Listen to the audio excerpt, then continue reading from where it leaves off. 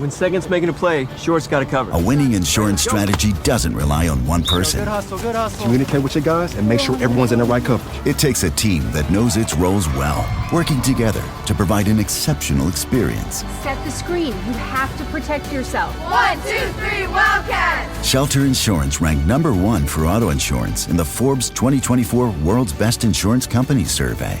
Shelter Insurance. We're your shield. We're your shelter. We all plan to be on time, but fender benders, damaged windshields, and slick roads quickly disrupt those plans. At Shelter Insurance, our agents help design personal protection plans that work for you and help keep you on track. Shelter Insurance ranked number 1 for auto insurance in the Forbes 2024 World's Best Insurance Companies survey. Shelter Insurance. We're your shield. We're your shelter.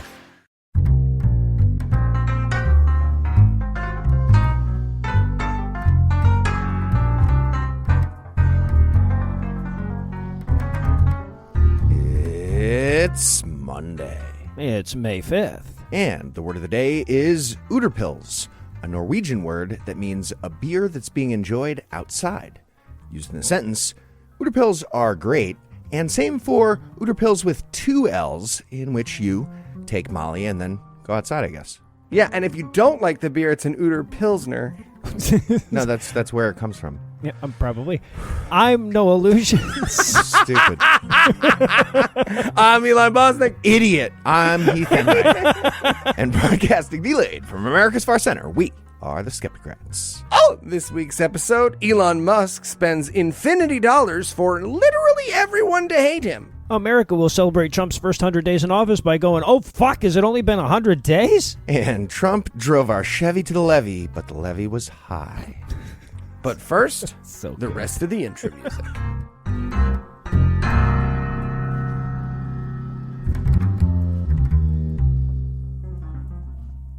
Joining me for headlines tonight are my fellow Skepticrats, No Lugeons, and Eli Bosnick. Gentlemen, happy May 4th as we record this. May the 4th be with you. And also with you. Thank you. Jedi or not, here come the headlines.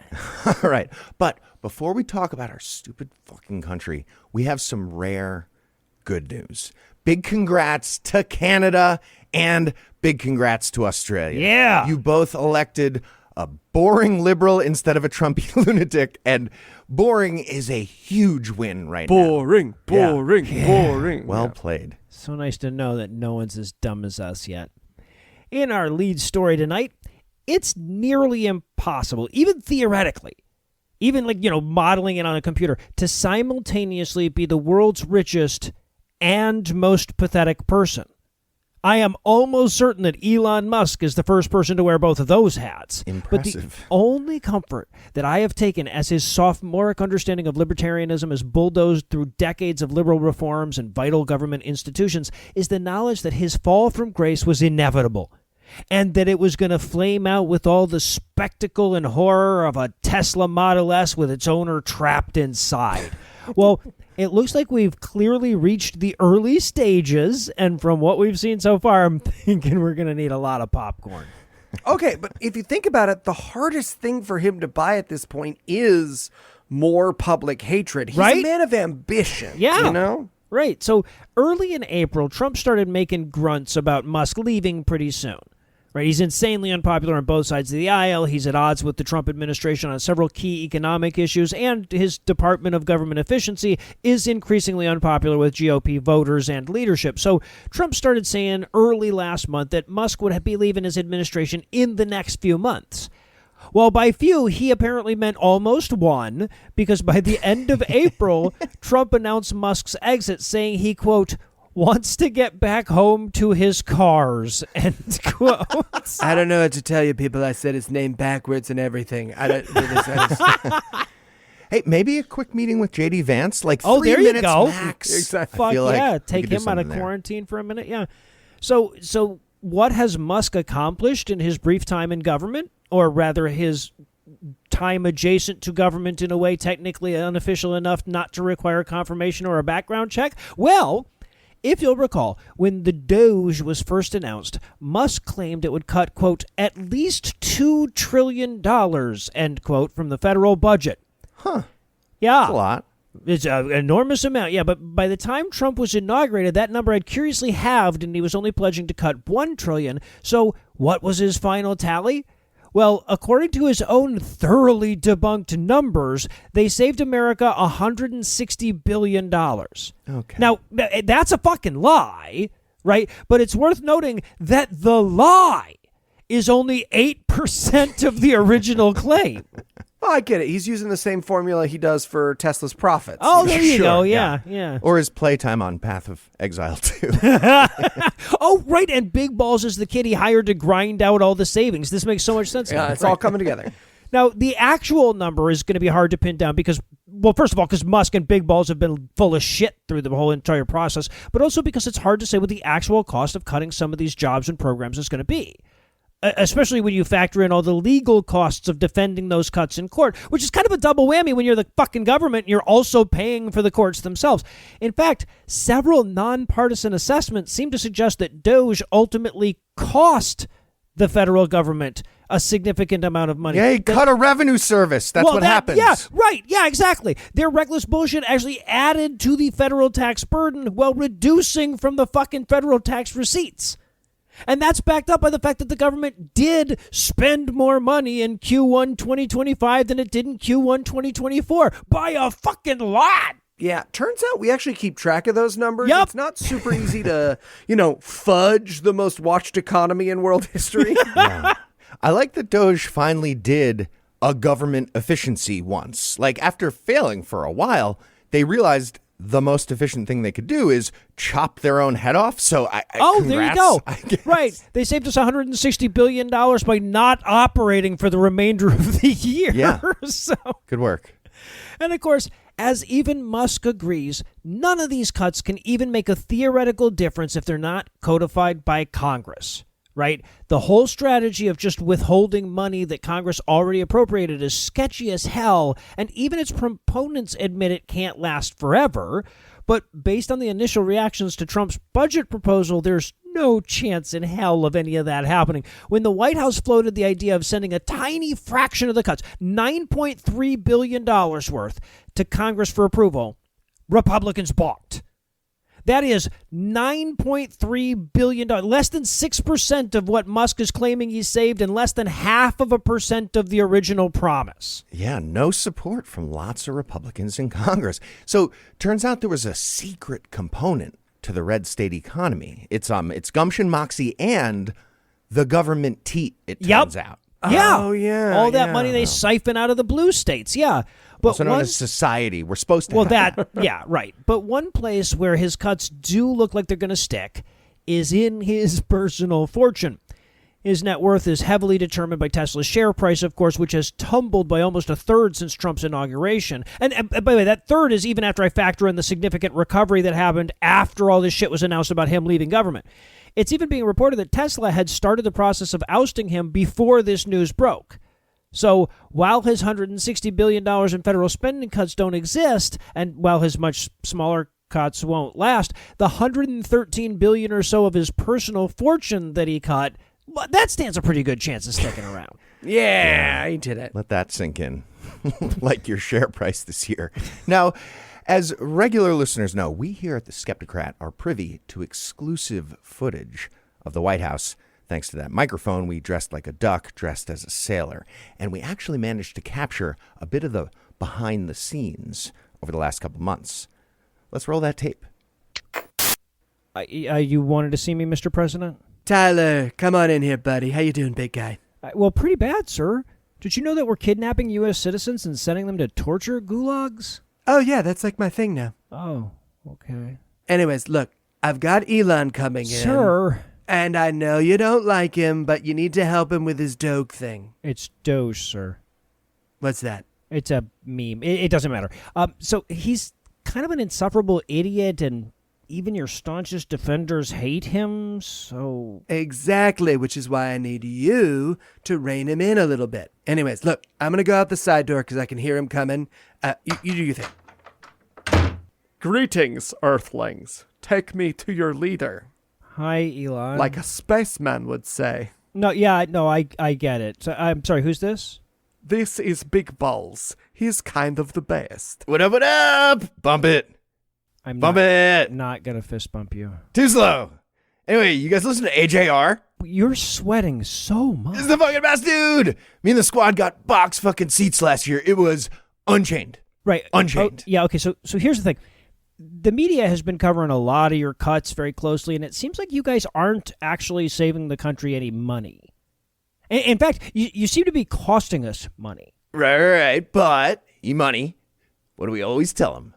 That's me. He calls me E-Money. I call him E-Money. What do we always tell him? We are pulling lubes and checking boobs out here. Fuck yeah, we are.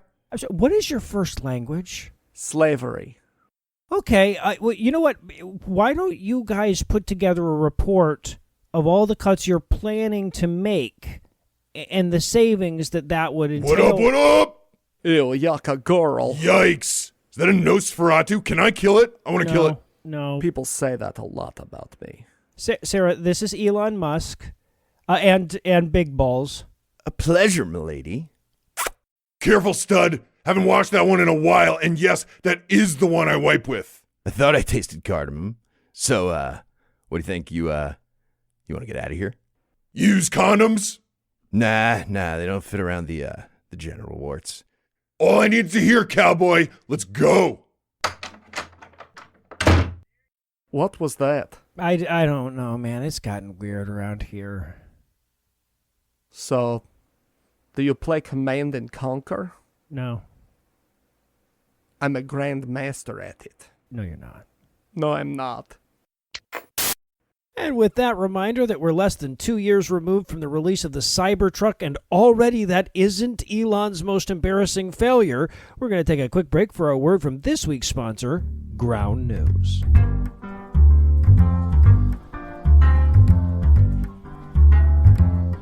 I mean, unless he wins us a Super Bowl, they traded too much to get him. You think so?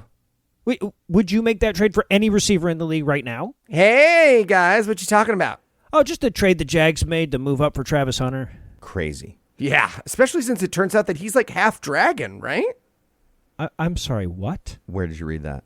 Oh, the dragonsamongus.org. I get a lot of my news there. All right, Eli, it might be time to upgrade to a more reputable source.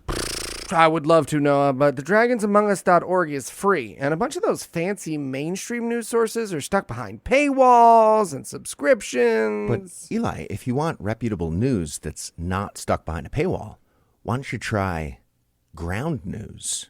What's Ground News? Ground News is an app and website that gathers news articles from across the world in one place and shows context about the publication's political leaning, reliability, and ownership, all backed by ratings from 3 independent news monitoring organizations, so you can think critically about the news you consume. And they can help me find true stuff for free? They sure can. You can filter news sources by factuality and even choose to hide articles that are trapped behind a paywall. Okay, but what about all that context stuff Heath was just talking about? Usually when someone says that, it's because they want to challenge my extremely already correct beliefs. Right. Well, Ground News gathers sources from across the political spectrum and shows you where blind spots might be. For instance, take this story about voters deciding if the Texas home of Elon Musk's SpaceX should become an official city called Starbase. Ground News shows me that the right says it's about Elon Musk's dreams coming true, while the left expresses their concern about Elon Musk owning a city. So I can get both sides of a story without sacrificing my principles? Exactly. All right, guys, I'm sold. Where do I sign up? Go to groundnews.com/skepticrat today to get 40% off the Ground News Vantage plan and get access to all their news analysis features. That's groundnews.com/skepticrat to get 40% off the Ground News Vantage plan for a limited time only. That's groundnews.com/skepticrat. All right, guys, thanks. So long, dragonsamongus.org. Hey, why are they a .org? Oh, they're also a church. Yeah, that tracks.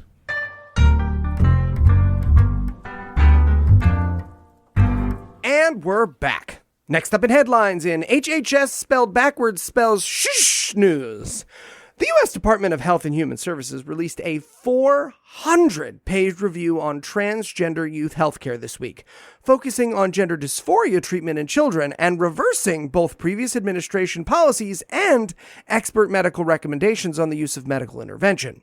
And if you're wondering what frontier-conquering scientists wrote this report and what evidence they based it on, well, they can't tell you. It's a secret. You know, Secret like all the science. good science, it's done by anonymous bigots. Cool. Yeah, no, they found the exact conclusion they were executively ordered to find. Again, like all the good science. Yes, exactly. In a news release about the report, the HHS said, quote, contributors to the review included medical doctors, medical ethicists, and a methodologist. Contributors represent a wide range of political viewpoints and were chosen for their commitment to scientific principles, end quote. It added that the contributors' names are not being made public, quote, in order to help maintain the integrity of the process, end quote. What? The release also claims that the report underwent peer review, but doesn't say by whom. Secret and again, peer review. Because it's anonymous, we don't know who the peers of the report authors actually are or could be. Okay, people who don't want to say, I'm the peer of RFK Jr. Pretty much anyone. Yeah.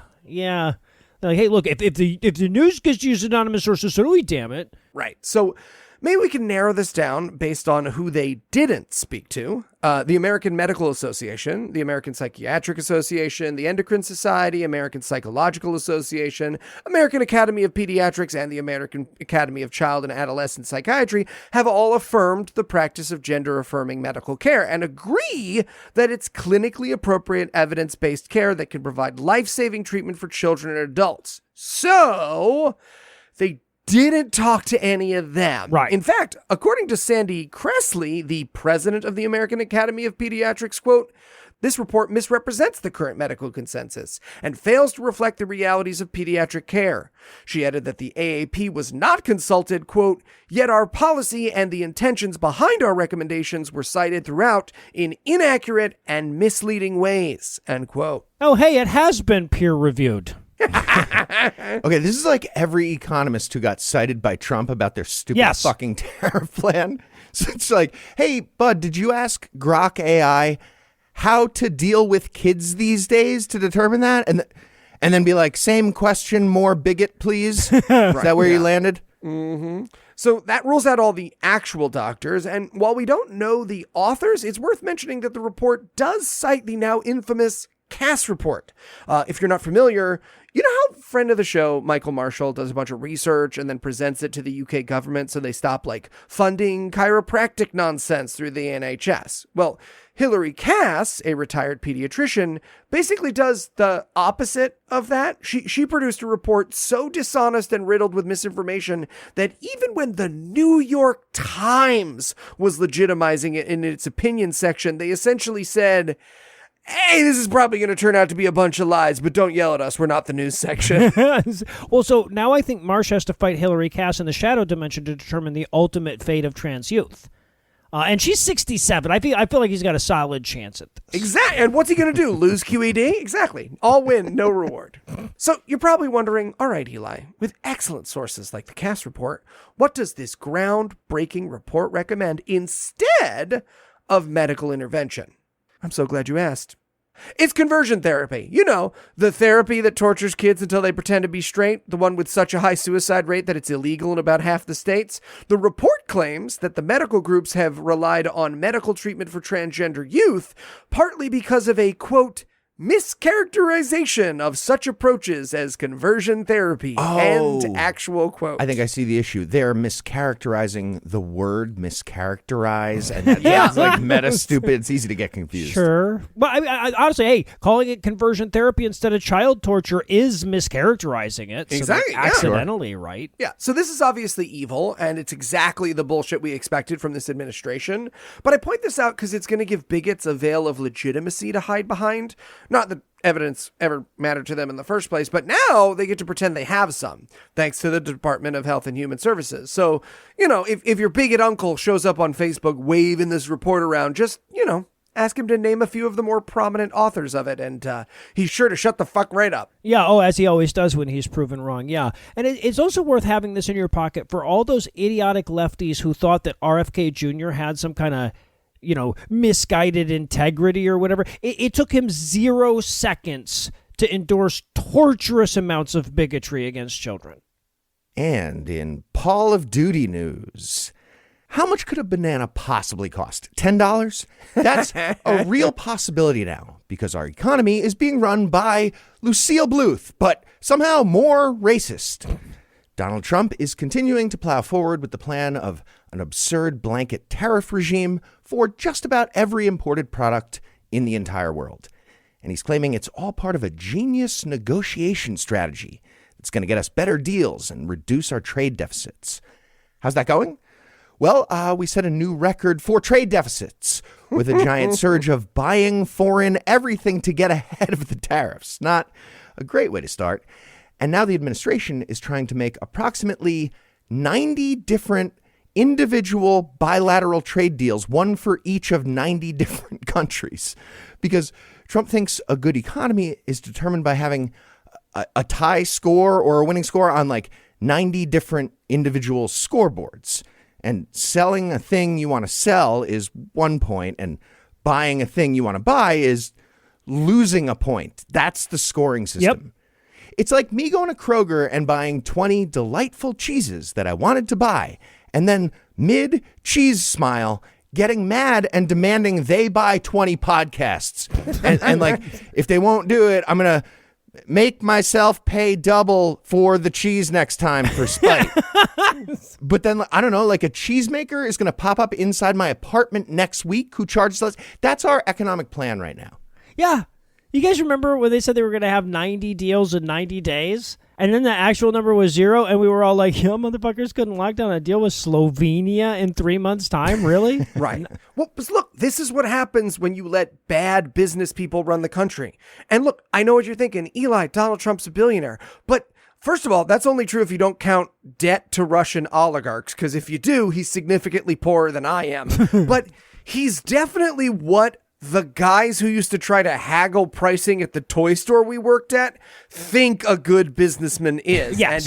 And he's doing it with the exact same amount of success, let me tell you. Yeah, so we all know Trump is an imbecile who got the word tariff in his head in 1982, and that's his economic philosophy ever since. But Trump actually has a seemingly intelligent person as the Secretary of Commerce. That would be Howard Lutnick. Quick background on Lutnick. He's a billionaire bond trader who became the CEO of the investment firm Cantor Fitzgerald after an ugly legal battle with the company founder and Lutnick's mentor, Bernard Cantor. That battle happened while Cantor was dying of kidney failure in the mid-90s, and Lutnick was such a piece of shit that Cantor's wife, Iris, banned Lutnick from Bernard's funeral. Lutnick is easily the worst thing that ever happened to Cantor Fitzgerald. I think we can all agree. Now, yes, the company was located on floors 101 to 105 of the North Tower of the World Trade Center. And yes, 658 employees died on 9/11. That was bad. But then on September 15th, Lutnick removed those 658 people from the payroll. Now, all right, he eventually, Jesus Christ. That actually happened. It's ridiculous. Wow. He eventually set up a fund for the families, blah, blah, blah. But most importantly, Lutnick supported Donald Trump. Yeah, he did. Lutnick actually supported Hillary Clinton in 2016, which makes it even worse for me. That means Lutnick's brain is capable of not being stupid and evil, and now he's actively choosing the opposite. Well, that's the part that's really blowing me away about where we are now, right? Because like even in terms of just naked self-interest, you'd think Trump would have a harder time finding people willing to wreck the economy they rely on and empower history's least loyal tyrant. Right, especially when you already have more money than you could or would ever spend in a lifetime. Like, what are you cashing in your soul for? A second spaceship? Yeah, so here's my theory on Lutnick's current role. He's a fan of tariffs, but not the insane version from Trump. So at some point in early April, Lutnick was like, hey, Donald, I'm pretty sure you just did a giant unfocused tariff plan using Chat GPT Basic to figure out you didn't even spend the $20 for like the ad-free better one. I don't need 4.0. Yeah, just upgrade next time. I'll give you the $20. And you destroyed the world economy, man. So here's the plan, Donald. You call time out for 90 days on a whole bunch of that, and then all the big companies have to send delegations of blowjob emissaries to the White House to beg for exemptions. Every small business in the country is just like, fucked, whatevs. But the big ones are in the ditch that you created, and now you can pull them out and say, you're welcome. And I feel like Donald loved that plan, so that's what we're doing now. And the best received blowjob emissaries just happen to be from companies in key swing states like Michigan. So Trump granted tariff exemptions for U.S. automakers last week.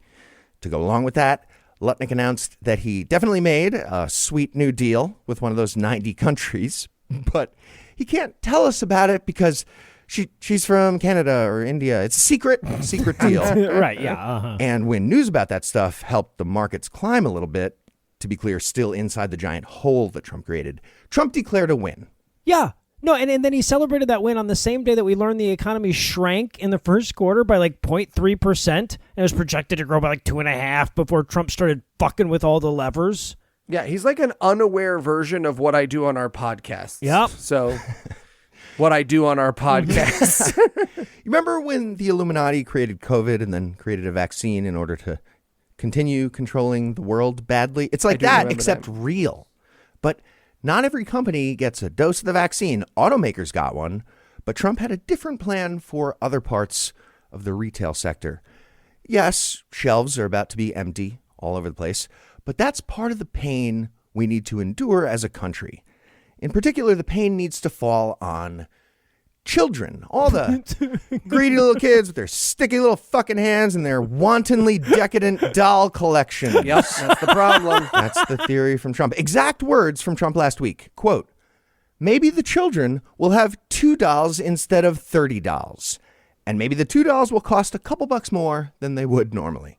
Yeah, well, and it can't be emphasized enough that Trump is the one who brought kids and their toys into his conversation about the economy being in a rebuilding year to begin with, right? That they said supply shortages, and he inserted the image of a crying child. Right away. Immortan Joe's watching the speech like, come on, man, you could do better than that. Do not become addicted to dolls, or you will be sad at their absence. Yikes, am I right, little person I keep in a cage in my room? All right, so I want to be as fair as possible. No, actually, no, I don't, but I'm going to do right, it anyway. Yeah, it's kind of our job, yeah, right? Well, okay, first of all, I agree about the toys. Kids these days had it coming. Have less plastic crap. Stick and hoop, ball of twine, rub some dirt in it, you're fucking fine. It's about time we took the kids down a peg. Yeah. But also, and this part's real, tariffs can be useful, but only when they're phased in slowly so companies can actually adjust in the way you're hoping. And the tariffs have to be targeted. And islands of penguins, dumb target. But certain imports from China, yeah, that's good. Or instead of a giant regressive tax on the average American with no warning, we could have incentives for companies to produce important things here in the U.S., like the CHIPS Act. There you go. But now we're doing none of that. Trump's withholding a bunch of the CHIPS Act money. Instead, Trump claims he's putting pressure on China to force a better trade deal. Just to be clear, the lame duck president, who already caved on big tariff moves multiple times in 100 days, thinks he's going to win at chicken with a country that has a president for life and a command economy. Yes, right. He's playing chicken with a parked fucking car. It's actually what's happening. And here's the official statement from China. I'm going to translate it as best I can. I think this is China's trade rep. Dude, you just cratered the American economy by punching yourself in the dick. And now you're going to keep punching yourself in the dick every 10 minutes until we cave? Because you took your own dick as a hostage? Cool. Game on. Let's play chicken. So, yeah, we'll see how it goes. By which I mean I know exactly how it's going to go. The tariffs continue failing. We have a recession. We're already halfway there. Trump has to cut our losses and cave again. And then he makes up a lie to claim a victory while taking a question from Marjorie Taylor Greene's boyfriend at the White House. Yeah. And then your Uncle Frank blames the Mexicans and votes for him again in 2028. Yep. Cool. And in reverse bukkake news tonight. So I'm kind of cheating here because my first story was about Elon Musk leaving government, and so is my second. But this story is about the moment when he left, which was originally part of my first story. And then I'm like, nope, it would just be too long. It's so fucking nuts. It needed its own headline because Musk's forced retirement, or whatever they're calling his shit canning, came during a cabinet meeting that Trump convened because he wanted to celebrate his first 100 days in office by getting his shoes into asshole licked clean. Yeah, this was the culmination of a big celebration called 100 Days Week. Mm-hmm. Seriously, they called it that. Deputy Press Secretary Anna Kelly tweeted, "Happy 100 Days Week, America," flag emoji. They were actually calling it a week of 100 days. Yes, so dumb. Now, to be clear, Trump's first 100 days in office, with nary a guardrail to be found, have been an unmitigated disaster of historic proportions. I mean, like, I don't need to tell you that, but it's hard to overstate how apocalyptically bad every one of his major initiatives has been. And not just from a human rights perspective. I mean that, like, even if you're on the side of fascism and nativism and rounding up all the brown people and sending them to Salvadoran gulags, he's doing a really bad job of that. He's bad at that. Yeah, which is why he's bested his own record low for approval ratings after 100 days for a president, and every imaginable record for worst economic downturn in the first 100 days. But he didn't want to hear about any of that shit, so instead, he gathered his cabinet together to tell him all about how a good size his penis was. Yes. And just a quick reminder about how Trump can't even use torture gulags correctly. He got fooled by his own Photoshop last week. That was delicious. Yes, it's unbelievable. Somebody in the White House propaganda department took a photo of Kilmar Abrego Garcia's hand and added MS13 in very clear computer font above the tattoos on Garcia's fingers. Not like a deep fake, just adding a clear label to make their dumb point. The tattoos are a marijuana leaf, a smiley face, a cross, and a skull. That's the actual tattoos on the hand. And the stupid conspiracy theory is those tattoos stand for MS 1 and 3. Trump posed with this photo in the Oval Office and posted it on social media after they made it. And then during an interview with Terry Moran on ABC, Trump made it very clear that he genuinely believes it was a real photo of a gang member who got tattoos to announce his gang membership, and also tattoos above that in fucking Comic Sans that explain the answer key to the secret code about the gang membership. Moran explained, "You're a fucking idiot." And then Trump doubled and tripled down about that during the interview. You're fired from being in this interview. Yeah, well, he tried. Yeah, he tried. Just impossibly stupid. That brings up an important point, Heath, because when that first happened, I put out a tweet or something, or I was not on Twitter. I just call them all tweets now. I put out a tweet that basically said, hey, we're lucky he didn't just use his Sharpie for that. And a bunch of people jumped in and they tried to give me shit. And they tried to say, no, man, he's just trying to decode them. It's fake decoding of them or whatever. He's not trying to pass those off as real. Yes, the fuck he was. He was trying to pass those off as real tattoos because he thought they were. Never correct me when my sentence starts with Donald Trump is so stupid that. I have never been wrong with one of those, okay? Yeah, the fake MS13, it doesn't even line up with the angle of the fingers. It's all vertical because it's clearly added with Photoshop just to make a dumb point. But so he wouldn't have to listen to any of that kind of shit. He had this fucking meeting, and it started with Attorney General and supervillain whose power would be fingernail-based Pam Bondi, who effused, quote, "President, your first 100 days has far exceeded that of any other presidency in this country ever," adding, quote, "ever." Wait, ever? Quote. Oh, no. Okay, got it. I mean, she didn't say how it's exceeded that of other presidents. Well, that's so true. She's not wrong yet. Well, yeah, she's going to get there, though. She went on to claim that in just his first 100 days, his efforts to stop fentanyl smuggling at the border have saved, I swear this is the number, I triple-checked this, even though my initial source was the Washington fucking Post, 258 million American lives. Nope. Huh. To be clear, that is 76% of the American population. Look to your left, look to your right. Both of those people would have died in the last 100 days if it hadn't been for Trump's border policy. And 50-50 that you would have too. Okay. That went from like riddle speak to 100 billion people a second die of fentanyl real quick. Yeah, that's Pamela Joe doing math. But like after 100 days with Trump, most Americans were going to take up fentanyl. You're welcome. Okay, like yeah. there's something to that maybe. Okay, yeah. And then, of course, we got Commerce Secretary Howard Lutnick. He tried his hand at Trump's balls by praising his moronic idea of selling a citizenship gold cards for $5 million apiece, lying, quote, "I was out to dinner and someone came up and said, 'Can I buy 10?' end quote. To be clear, on that same fucking day, a House committee axed the idea for being too stupid to exist in the world. Well, that wouldn't matter because that guy already bought all of them. Listen, man. And don't worry, Russian oligarchs who want to move in. If you buy $5 million of the $Trump meme coin, Yep. I'm pretty sure you're good to go.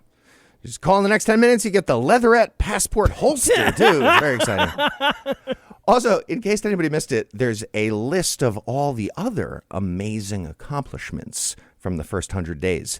It's on whitehouse.gov, and it's called ICYMI, in case you missed it, celebrating President Trump's incredible first 100 days. And it's just a big list of tweets from 200 GOP lackeys in Congress fucking at blowing him. Yeah, right. Now, despite not being a member of the cabinet, wink, not touching, can't get confirmed, Elon was there as well. For his part, he spent the whole time playing with his hats, apparently.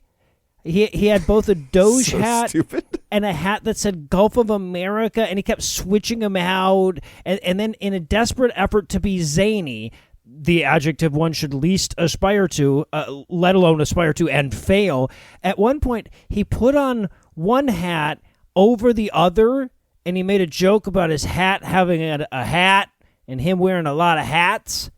And then Trump fired him, and everybody clapped. I know I phrased that in a way that like kind of manipulates the narrative, but those are the series of things that happen. Seriously, Elon was trying to make a joke, I say in quotes, about how he wears many hats.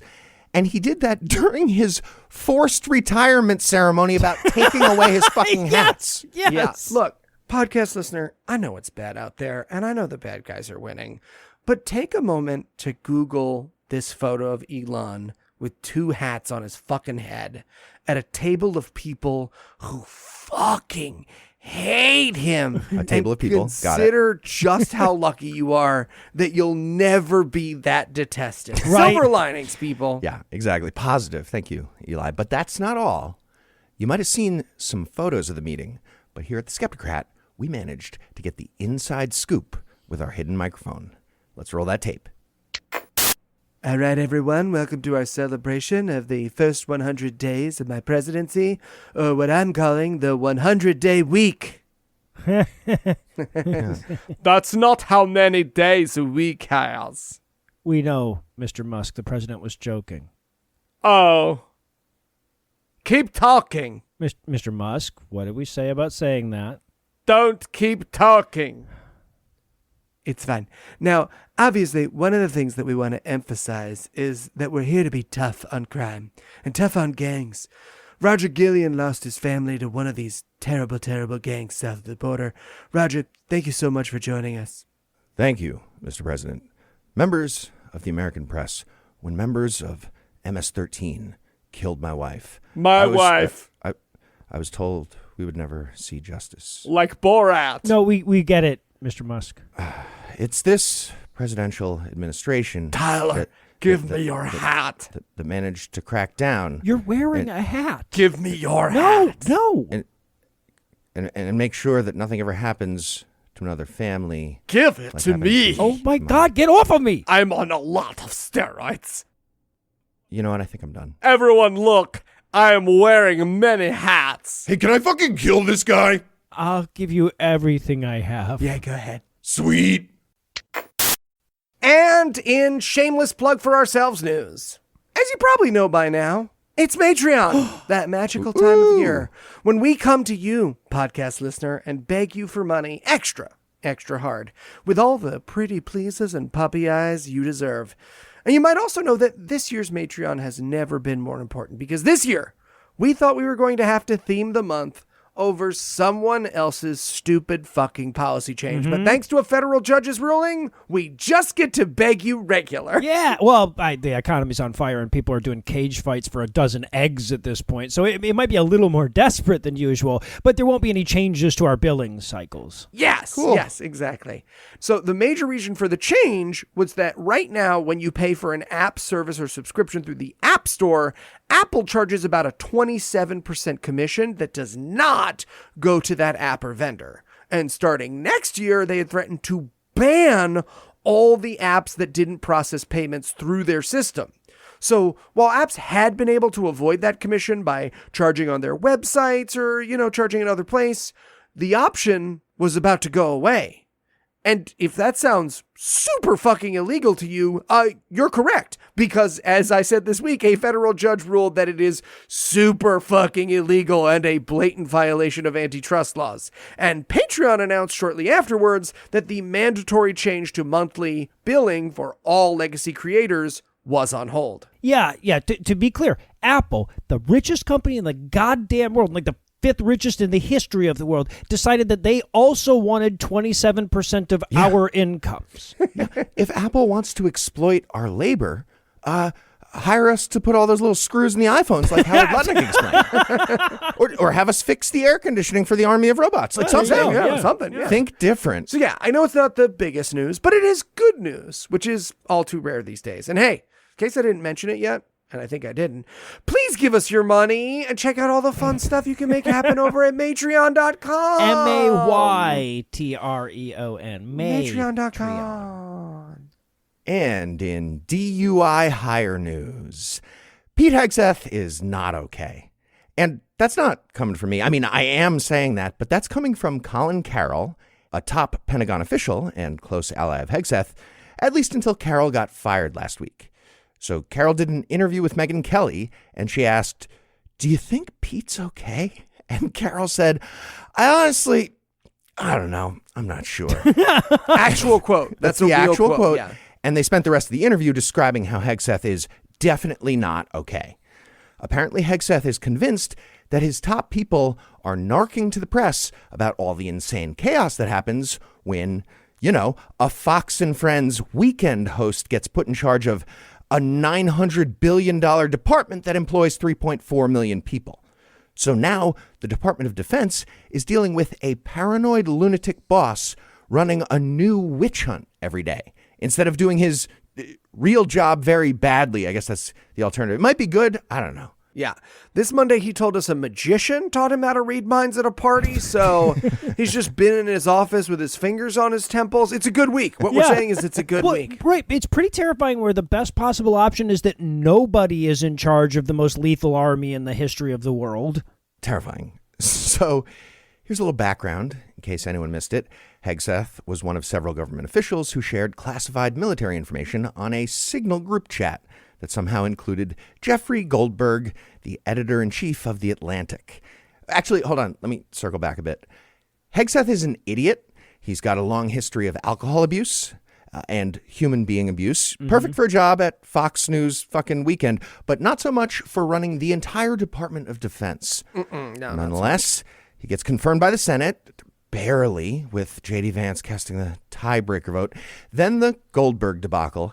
And then we learned that Hegseth shared more classified information in a different group chat on Signal.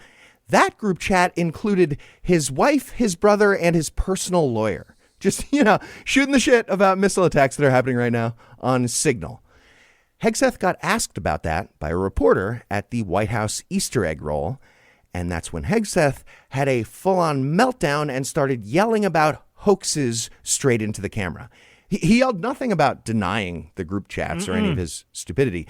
And as that's all happening, the White House band is playing a jaunty holiday tune, which is fucking fun. funny. And Hegseth's two sons are standing right next to him, just visibly hating their piece of shit dad. Podcast listeners, Heath has included these photos in our notes. I have walked out on stage in a mini thong to more admiring and less disgusted looks than are in these photos. Okay, well, so the kid on the left is disgusted, right? He's disgusted by his genetic destiny. But the one on the right is clearly thinking about how much extra screen time he can get by threatening to tell the reporter his dad shouted war plans at a Little League umpire to give his "I'll shoot you with a missile" threat plausibility, right? Like, that's the look he's got. We're rooting for you, bud. So, following the story about the second group chat full of classified military information on a publicly available app, we learned that Trump is thinking about a replacement for Pete. And if Donald Trump thinks you're too incompetent for your position of power, not a good sign.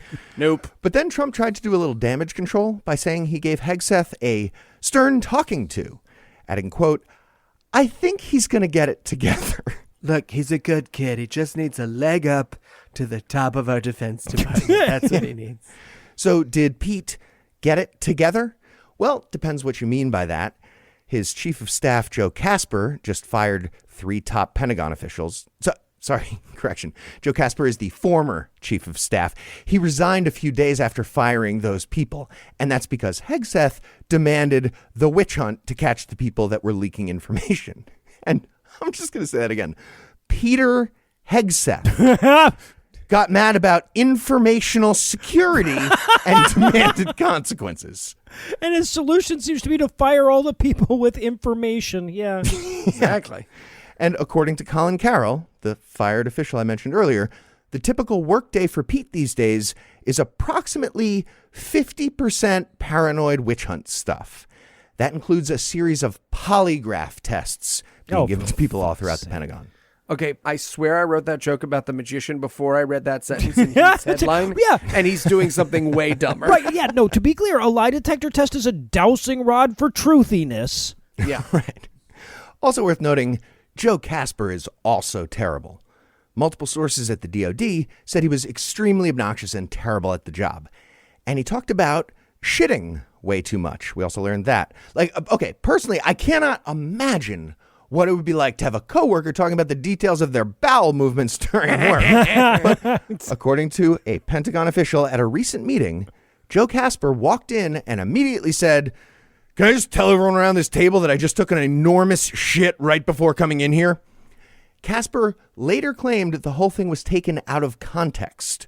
And, I mean, like, not clear what additional context could improve that into a useful comment during a Pentagon meeting, but that's what he said. Yeah, unless the context was the terrorists have developed a weapon that can control the mind of anyone with a full colon, I don't think the context is going to do much. Well, okay, Eli, you have taken shits that could be classified as a national emergency. I can get there, Sure. like with my imagination. Yeah, so there might be some weird good news at the end of this, maybe. It's all bad news so far, obviously, because we have idiots running the military. But if we get slightly more competent people taking over at the Pentagon as a result of this, I guess that's something. And the bar right now is Pete Hegseth and the guy who announces the size of his recent shits in the war room. and that second thing is by far the best thing I've heard all year about Pentagon leadership. Yeah. Well, and that's not all, Heath, because thanks to the microphone we wrote Jack Daniels along the side of, we also have one last insider clip to play for our audience tonight. Let's roll that audio. China. No, China, like change. Change. You don't say change. I could say change. You don't know. Yeah, no, I guess you could say change. Hey, what up, Mr. President? Tyler, what's going on? You guys want to see me? Yeah, Pete, why don't you come on in? Absolutely. By the way, someone threw up in your hallway. I think it was probably me.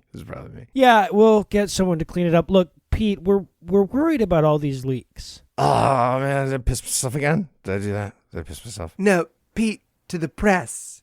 The signal thing. Oh, my God. Listen what happened. I added Jeffrey Epstein. Not his name. I added Jeffrey Epstein to the group chat because I thought it'd be fucking funny, right? And he fucking like screenshotted it and told everyone. He's a newspaper. It's like if your doctor did that. No, not it's even literally legal. the opposite. Not how that of works, Pete. Oh, look at this. Look at this. This is a Texas asshole of Ram. Remember? Do you think they got that there in Iran? A reference to a Budweiser commercial? No, I don't think the Ayatollah got that. Oh, he didn't respond anyway. Right. So Pete, the thing is, we need you to stop creating threads about national security, like at all. Wait. Like none? None, buddy. None. Okay, but like, what if I got like a sick video, something crazy, like a black guy on a skateboard or something? Then just come into the office and show us, man. Yeah, I want to see that. All right. Cool. I will. Oh, hey, one other thing. Yeah, Pete. Don't use the handicap bathroom on this floor. Sarah's rotting a dude named Big Balls in there. It's not pretty. Got it. Thanks, big guy. Hey, settle a bet for us. Are his balls actually big? No, it's pretty small, actually. I knew it! $5. Hey, you'll have to sue me for it. Yeah, I know. And on that note, we're going to close it out. Thanks to No Lugeons, thanks to Eli Bosnick, and thanks to all the listeners who liked us and followed us on all the various internets. Please keep doing that. Please keep listening, and please keep telling your friends. And if you find the naive stupidity of our giving away a free show business model to be oddly charming, you can send us gifts of money at patreon.com/Skepticrat. Just like Gregory F. Ladle, Adam Burris, Logan Pham, Lesamir, Swanica, Daniel, Alsenor Tenebroso, Lily Desiree Thomas, and the Office of Arbitrary and Capricious PC. There is no legal, there is only Zool. These wonderful, generous people get first dibs on the sweet corner lots in our zombie apocalypse gated community. And whether or not you're feeling financially benevolent like those fine people, if you enjoyed our brand of whimsy and you'd like to hear more dick jokes free of charge, check out our brother and sister shows, The Scathing Atheist, GodAwfulMovies, D&D Minus, and Citation Needed, available in all the podcast places. We just have one last thing. Let's compliment that pianist. Special thanks to Ryan Slotnick of Evil Giraffes on Mars. He's the creator of the virtuosic musical stylings you heard today, which were used with permission. You should definitely check him out using the links we'll provide or by Googling the only band called Evil Giraffes on Mars. Until next time, catchphrase sign off.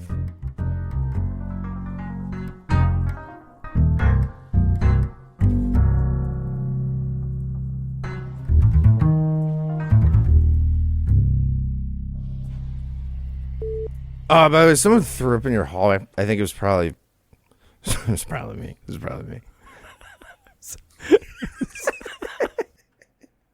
Oh, man, did I piss myself again? Did I do that? Did I piss myself?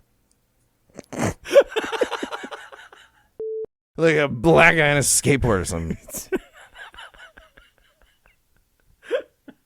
Let's find someone for a train. The preceding podcast was a production of Puzzle and the Thunderstorm, LLC, copyright 2025, all rights reserved.